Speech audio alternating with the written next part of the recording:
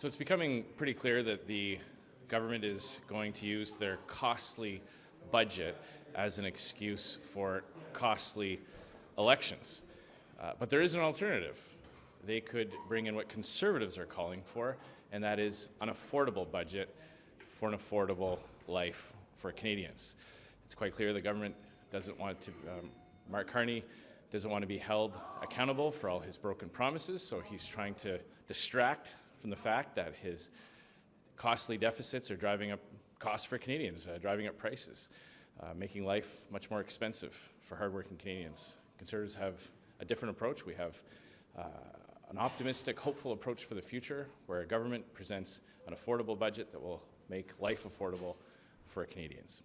Alors, c'est clair que le gouvernement veut utiliser leur budget coûteux pour justifier les élections coûteuses.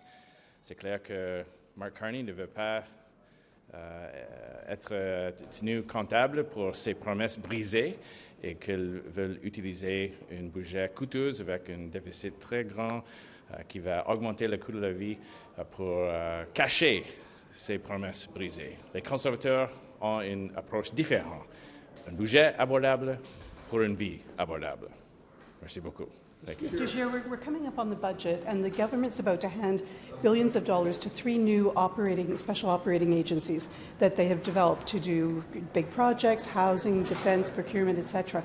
The government, however, won't make public the framework agreements that are going to govern those agencies. Any thoughts on that, and whether the government should be making public those documents?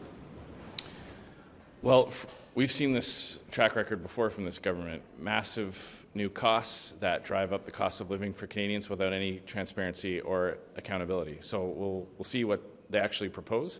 But Conservatives are going to continue to fight for a government that presents an affordable budget for an affordable life for Canadians. The only way to get a grip on the cost of living crisis is to undo the Liberal policies that caused it in the first place. So we've proposed concrete ideas to help bring grocery prices down. We hope the government accepts that. So that's what we're going to be pushing for the next few days. Mr. Scheer, Ambassador Hoekstra, the U.S. ambassador on Monday night at the National Gallery of Canada, was seen publicly berating the Conservative representative of the province of Ontario, Mr. Paterson, using the F word. Is that diplomatic? Is that diplomatic protocol? That has been reported by the CBC and the Globe and Mail. So, I'll tell you what. many people in the room. If I could just look into that, I can refer you to my colleague, the Shadow Minister on the webs for 18 hours. What is your party's position on this, please? Well, look, we've been saying for some time now that it's up to Mark Carney to keep his promise to deliver a deal for Canadians. He promised to have that by July 21st. As I said, I'll have to look into what you're referring to, and I'll refer you to my colleague, the Shadow Minister for Foreign Affairs.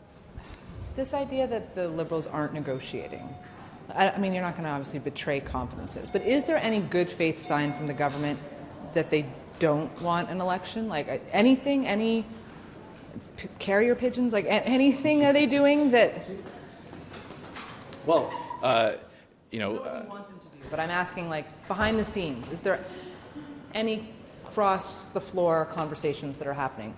Well, I believe that that the government would like to use the excuse to hide from the fact that they have not been able to deliver on their promises, to not be held account for that. So we'll see in the next few days. We're going to keep fighting for that affordable budget. It really is the only way to make life more affordable for Canadians. Every dollar that the government spends, it takes out of the pockets of Canadians, and every dollar that every deficit dollar that it spends drives up inflation, drives up costs. That's why it's so essential that we fight for that affordable budget, and we're going to keep doing that for the next few days. Thank you very much. Are you ready for an election in November in Regina? In your capacity, what can you tell me about Hurricane Melissa, and if any island nations in the Caribbean have asked for assistance? Look, it's a huge disaster. It's a Class 5. It's the largest that Jamaica has ever seen in recorded history, 175 years of it. As their leader has stated, that there's nothing that could withstand that pressure. We have released $8 million, I believe, from the Central Emergency Response Team of the UN, as well as Red Cross. So there's $8 million, $4 million in each to to Cuba as well as Jamaica, and we are conversing with our embassies in both Havana and Kingston to make sure there's no Canadians that need to be removed or evacuated, or any casualties. And so far we can confirm there's been no Canadian that has lost their life. Fortunately, and we're working with both governments to see whatever else we can do to help any humanitarian relief we can do. So there's been no formal ask from the Cuban, Jamaican, Turks and Caicos governments and so on for assistance yet? Yes, they've done it through the humanitarian relief agencies through the UN. I should ask, the Canadian forces have a long-standing training agreement with the Jamaican Defence Forces. Has there been any linkage with Canadian Forces members in country or elsewhere that may be helpful there? Or? Yes, I think we have something in Jamaica as well, in Kingston, so I'm sure they're apprised of it, and they're on standby here as well to make sure they can adhere to any requests that either country may have. And I should ask you, I know you're not the defense minister who happens to be in Korea at the moment, but DART has always been raised as an option in many cases. Is there the Disaster Assistance Response Team out of Trenton? Is there any talk of that on? I don't think any request has been made, but like I said, if any request is made, I think Canada would look at it pretty favorably, but we'll make that assessment once those requests are made. I should ask you, is there anything I've missed, anything you add, or something that's coming as a possibility soon that we should ask you about? No, I think we're just watching the situation very closely and very carefully, and we'll be there to respond in any which way that either countries or the humanitarian organizations request. Final question is, I've been very governmental and bureaucratic perhaps. Is there a human level that has come out of this? I mean, you're a West Coast MP with your constituents. May not have as many links to the Caribbean islands, but with your staff or anyone else, has there been any sort of outreach at a personal level? Well, look, there's a lot of connections with Canadians for both the islands that have been hit, and there's stories around the Hill and others.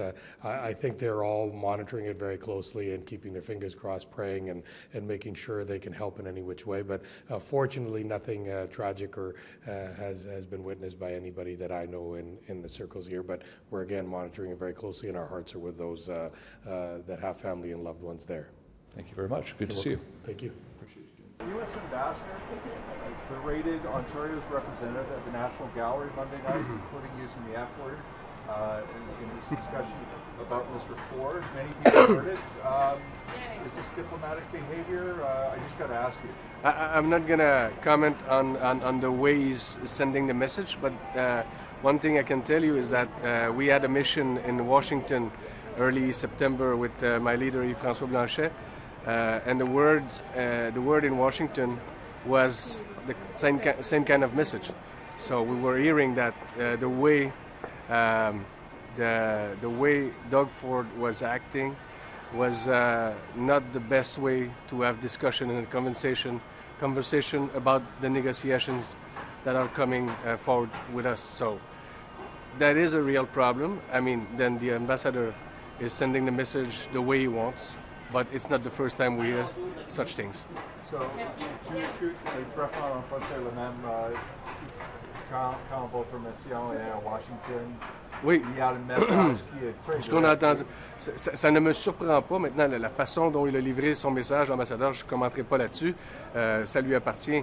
Mais chose certaine, lorsqu'on a fait notre mission à Washington avec mon chef Yves-François Blanchet, on a entendu le même sort de message, peut-être formulé différemment, mais ça reste que les propos de Doug Ford depuis certains temps, ça énerve les gens à Washington, ça agace les gens à Washington, et c'est certainement pas de cette façon-là qu'on va réussir à s'asseoir et avoir une discussion nécessaire et responsable sur les tarifs et la guerre tarifaire qui nous importe présentement.